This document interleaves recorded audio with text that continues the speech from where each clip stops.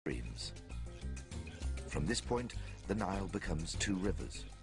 The White Nile, with its source in Uganda, and the more powerful Blue Nile, which now takes us to the source of our story, Ethiopia.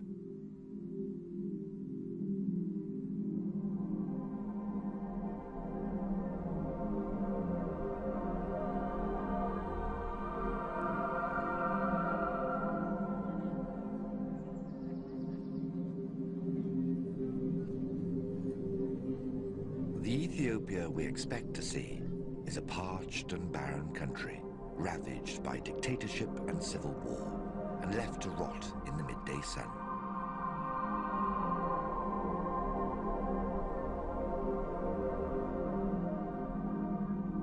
But this isn't the whole picture. Ethiopia is an incredible country of immense beauty, with an abundance of one of the most precious natural resources in the world. Water.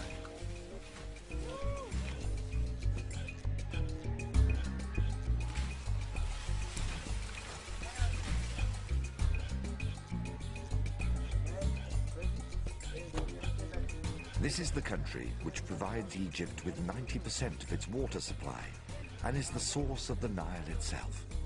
But despite its apparent water wealth, Ethiopia's problem has always been a crippling inability to use the vast percentage of it.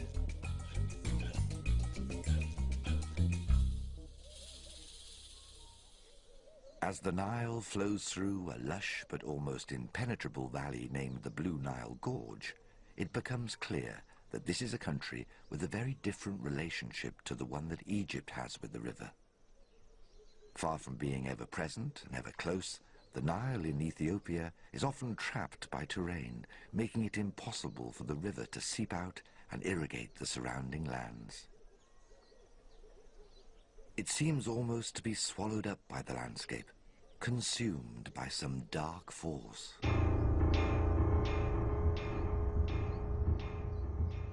Superstition has long held that the Blue Nile Gorge, which stretches for 400 kilometers right through the heart of Ethiopia, is an evil place, populated by dangerous spirits. This, along with its extremely harsh geography, has always been a serious obstacle, not only in accessing the Nile, but also in the search for its source. The ancient Egyptians probably traveled upstream as far as this point, but weren't able to penetrate any further.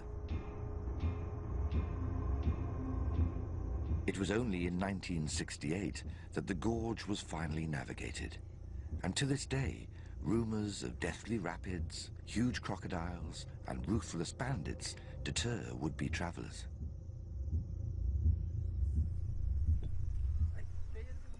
The cruel paradox for locals is that even though this is the country which feeds the Nile, Ethiopia has never been able to use it to feed itself.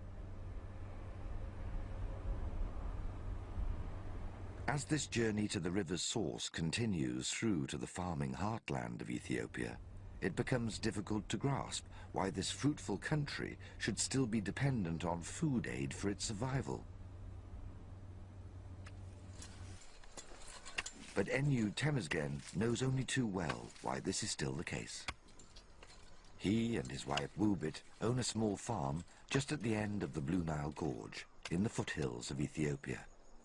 And even though the Nile here finally breaks free of its confines to flow right through their fields, Enyu can hardly use a single drop of it. So the Nile is far from me. I cannot afford a motor pump and I cannot fetch it with my bare hands, so only my cattle drink from it. If I could, I would be very happy to bring the Nile to my land, but it is beyond our ability.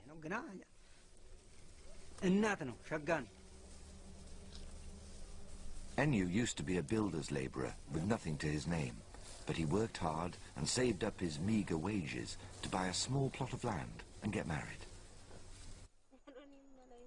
His family now work together on the farm.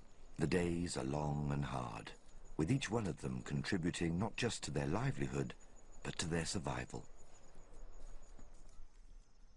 Unlike Egypt, There are hardly any irrigation or water storage systems in Ethiopia, and so farmers here are entirely dependent on the annual rainy season to grow their crops. When there's rain, there's plenty of food, but for 9 months of the year, not a drop will fall from the skies. Then this place will become a dry and barren dust bowl.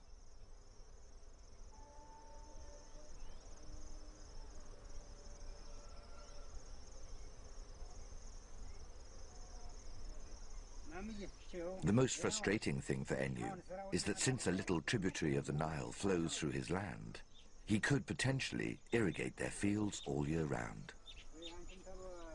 But instead, all they can do is carry little quantities of it in plastic jerry cans. This is Wubit's job. She has to make this trip 4 or 5 times a day to provide just enough water to cook, clean, and wash.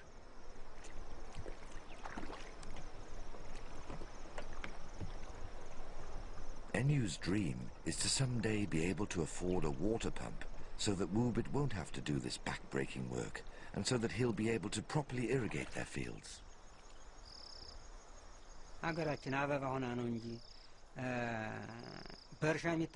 Then our country will be like a flower. Hand labor will be replaced by machines, and water will be used for development. If the Nile is given to the farmer, the farmland will be so big. Oh, if I get that, I will be a rich man.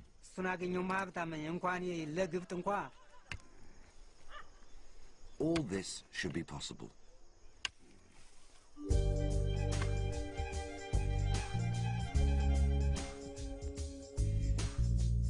This vast country has an estimated 37,000 square kilometers of good farmland, an area larger than Belgium that, if properly irrigated, could feed all its people all year round. To do so, however, would reduce the river's flow to Egypt dramatically and result in almost certain conflict between the two nations.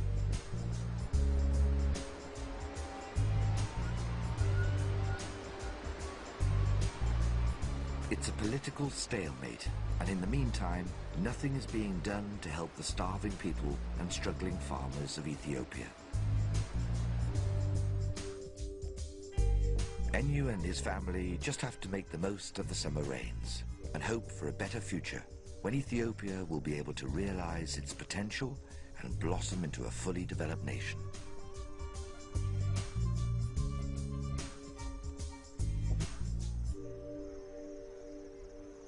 But for now, the unavoidable truth that this is a country still struggling to provide its people with the bare essentials to survive is still as glaringly clear as the bright Ethiopian sun.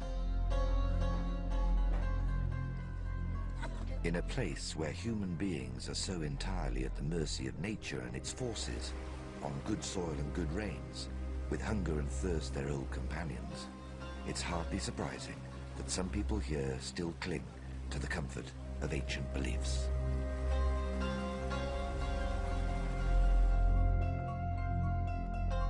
It's not uncommon throughout this country, but especially in the areas closest to the Nile, to find small groups of people huddled by the river, quietly chanting verses and throwing offerings into the water. A piece of bread, a cup of coffee, or sometimes a live sacrifice to give thanks or perhaps appease the great river.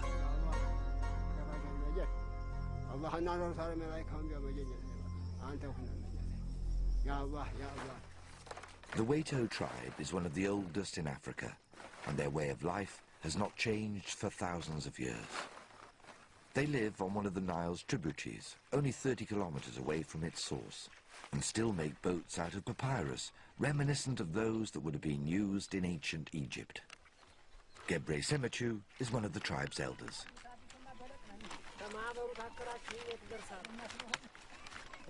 It is known that the life of the Waito tribe is on the water. Poverty is a big problem for us, more than ever. The fish harvest is disappearing, and papyrus is not found near like before. It is a difficult life.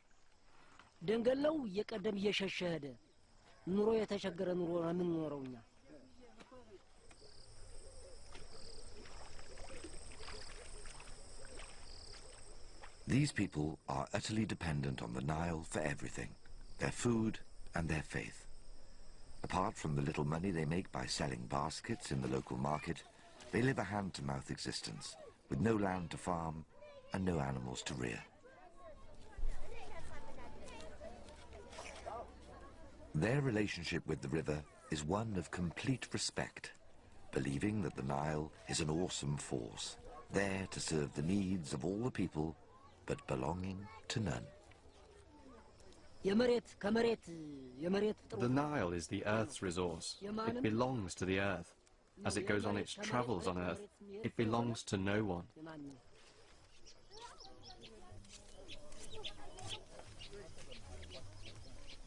Once in a while, a sheep is bought to be sacrificed, but today, a chicken seems to suffice. The animal's blood will be poured into the water, making sure that not a single drop touches the earth. If it did, the Nile's wrath would be incurred, and then who knows what might happen.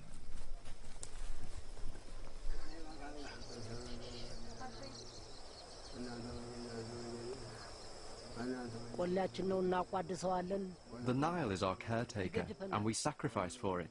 It supports us. When we were kids and swam in it, it did not harm us. This is because we sacrifice for it.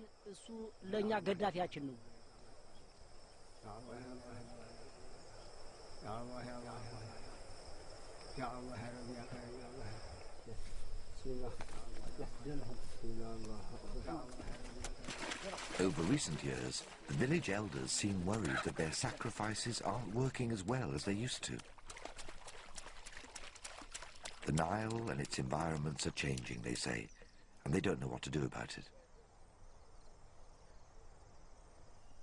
As the sun sets on the Waito village, we can but ponder on Gebre's words. The Nile belongs to all, and yet to none.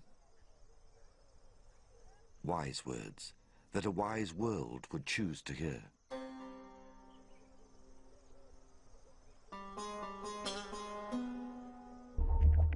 For 6,700 kilometers, the Nile snakes through forests, slashes through gorges, and floats through deserts, offering some of the most graceful sights in Africa. It journeys past monuments and mountains, through lush fields and urban expanse, but its home is here, in Lake Tana, the source of the Nile.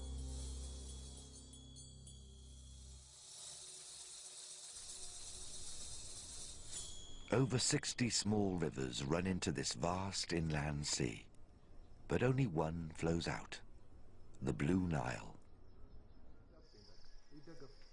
It's here, hidden in ancient texts, that we will unlock the secret why Ethiopia has never been able to unleash the power of its river.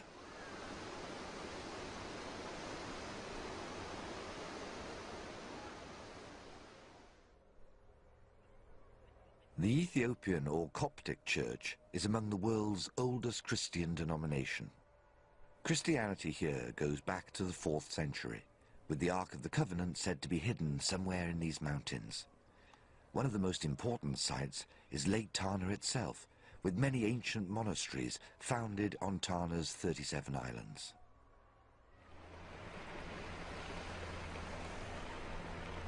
One of the most celebrated and revered is Kibran Gabriel, which still houses a small community of monks, all of whom are entirely dependent on the lake and the Nile for their spiritual and daily needs.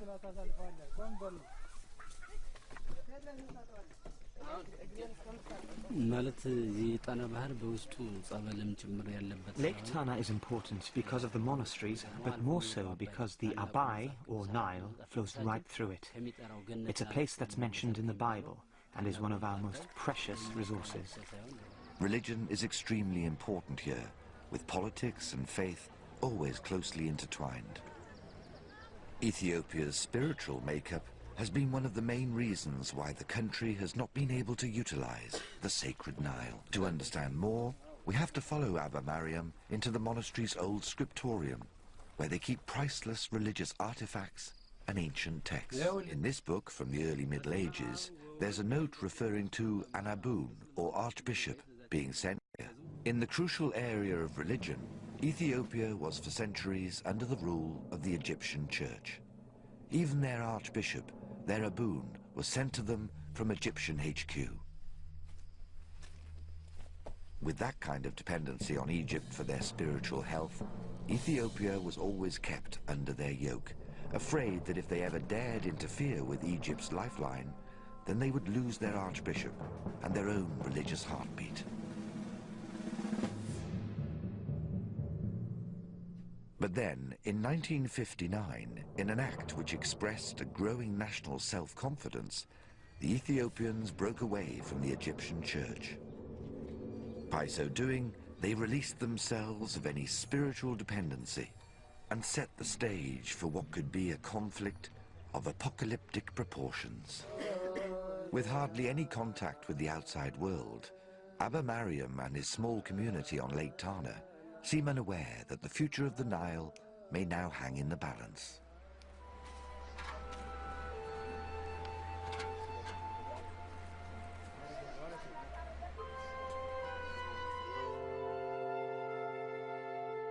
"200 kilometers from Lake Tana, on one of the main distributaries of the Nile, looms a huge concrete structure, which could change the Nile basin forever.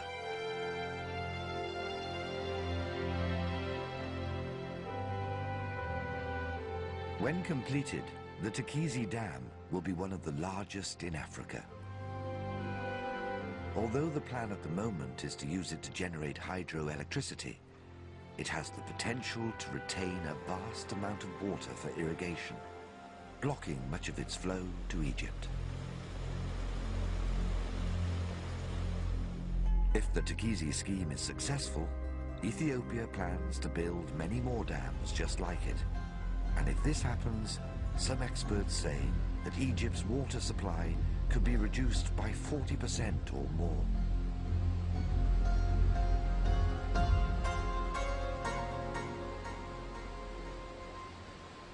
The Ethiopian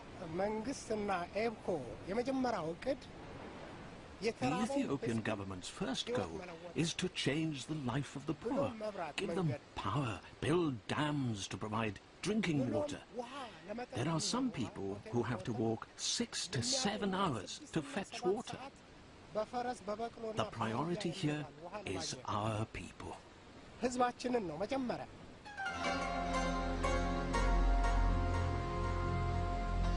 Asfor Shigra is the Ethiopian site manager and has been working on this project for 6 years. He hardly ever sees his family, who live in the capital, Addis Ababa. But all the effort and sacrifice, he says, will be worth it. His children were very young during the famine of the 80s, and he says that he never wants to live through a period like that again.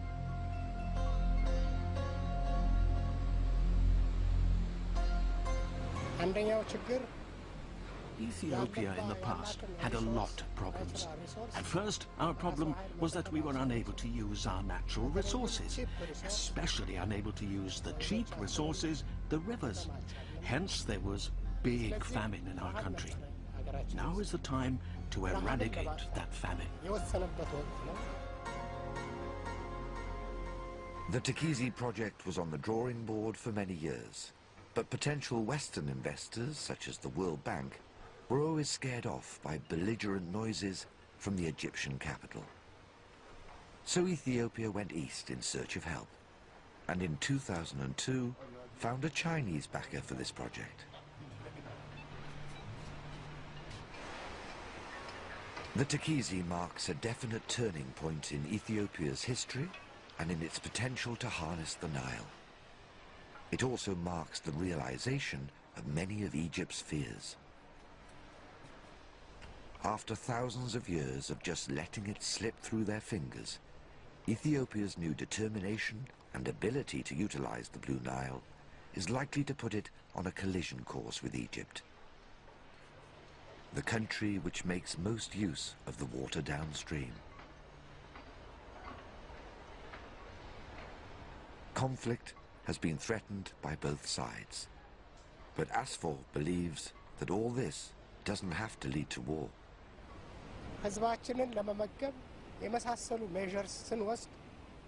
When we take such measures to feed our people, Egypt, our neighbor and brother, should not be nervous and should never be. Before, there was not much understanding between us. Now, we know each other very well.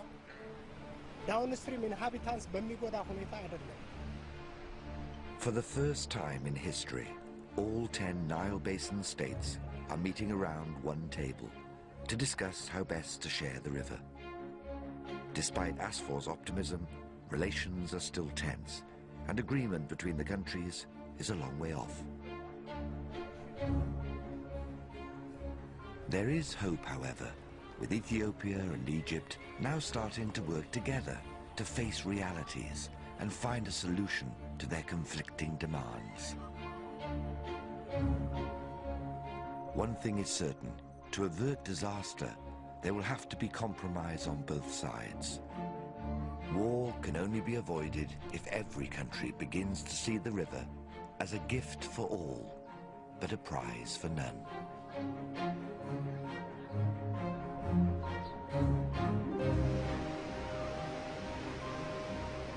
The Nile, more than any other river in the world, evokes a feeling of continuum and everlasting presence. From Aristotle and Moses through to present-day politics, the Nile flows through the world's consciousness and its history. Now is the time to make sure that it flows through its future.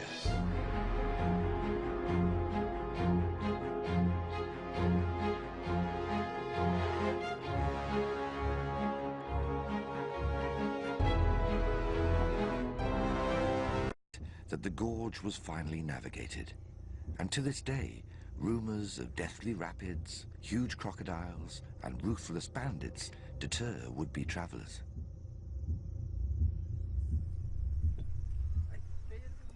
The cruel paradox for locals is that even though this is the country which feeds the Nile, Ethiopia has never been able to use it to feed itself.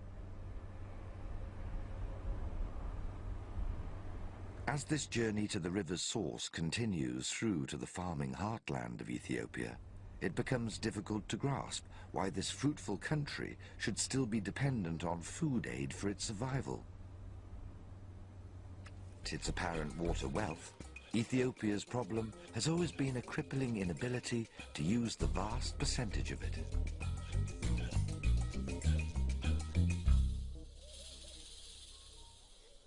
As the Nile flows through a lush but almost impenetrable valley named the Blue Nile Gorge, it becomes clear that this is a country with a very different relationship to the one that Egypt has with the river. Far from being ever present and ever close, the Nile in Ethiopia is often trapped by terrain, making it impossible for the river to seep out and irrigate the surrounding lands. It seems almost to be swallowed up by the landscape, consumes. From this point, the Nile becomes two rivers: the White Nile, with its source in Uganda, and the more powerful Blue Nile, which now takes us to the source of our story, Ethiopia.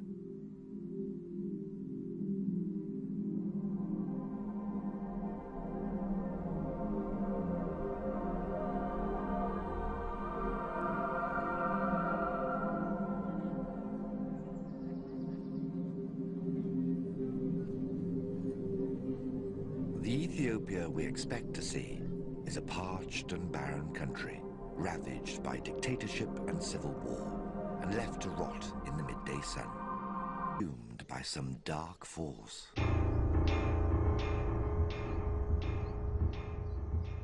Superstition has long held that the Blue Nile Gorge, which stretches for 400 kilometers right through the heart of Ethiopia, is an evil place, populated by dangerous spirits. This, along with its extremely harsh geography, has always been a serious obstacle, not only in accessing the Nile, but also in the search for its source. The ancient Egyptians probably traveled upstream as far as this point, but weren't able to penetrate any further. It was only in 1968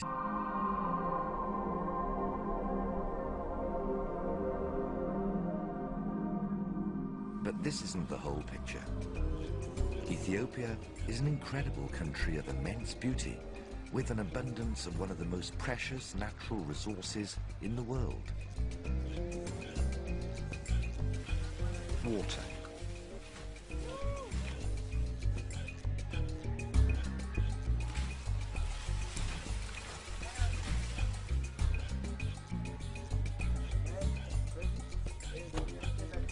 This is the country which provides Egypt with 90% of its water supply and is the source of the Nile itself.